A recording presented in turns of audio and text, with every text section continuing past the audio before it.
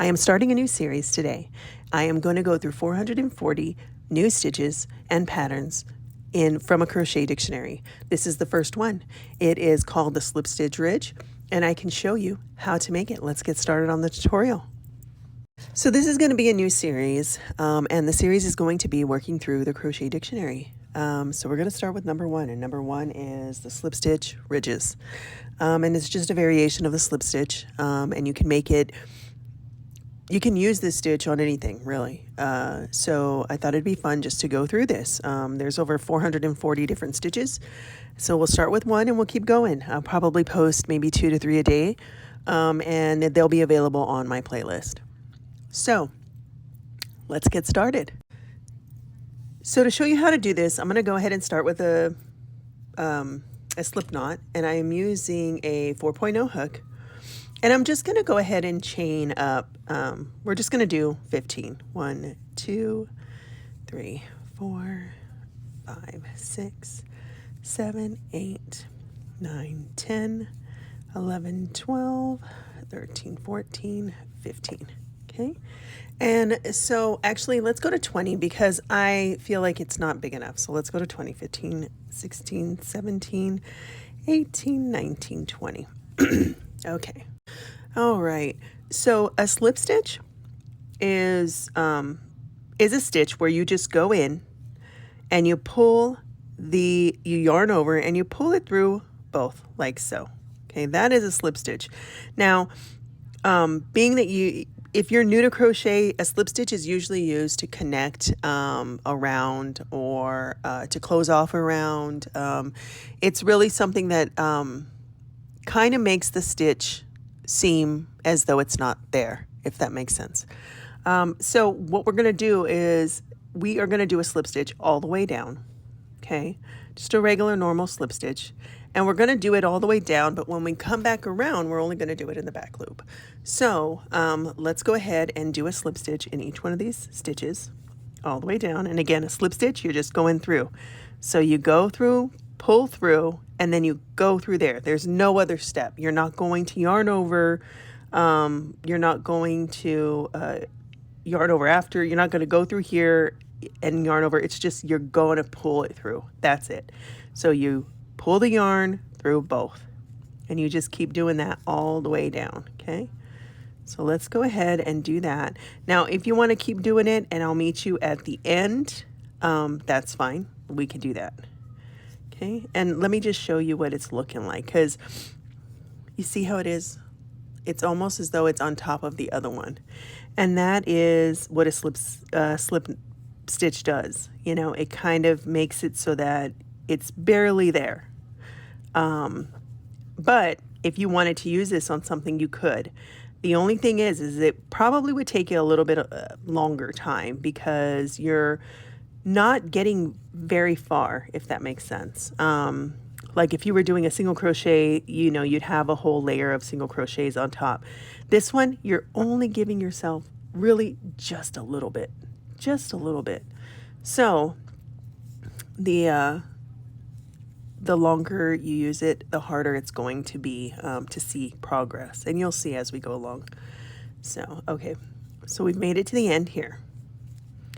And I'm going to go ahead and do this one right here because it's the last stitch, but it's a little tight because I was pulling it as I was going.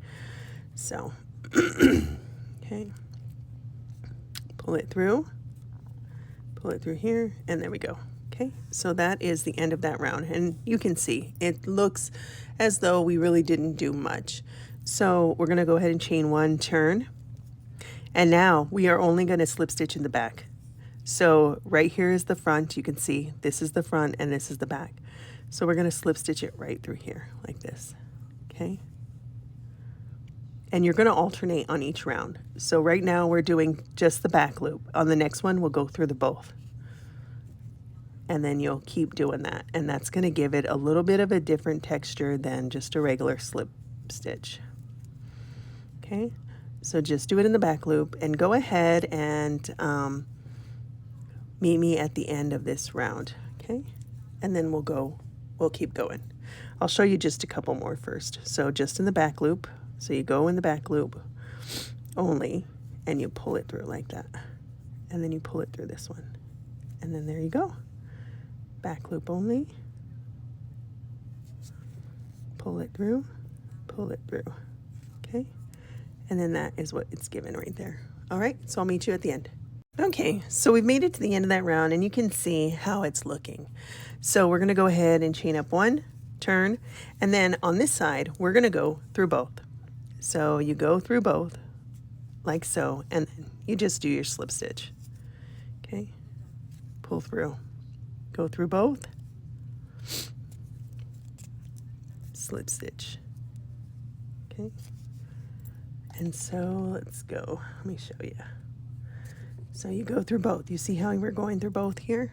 And you pull through just like so, and then pull through this just like so. Okay. Now, one of the things I will tell you is when you're slip stitching, watch your tension, because as you pull through, you're going to want to automatically go through tight.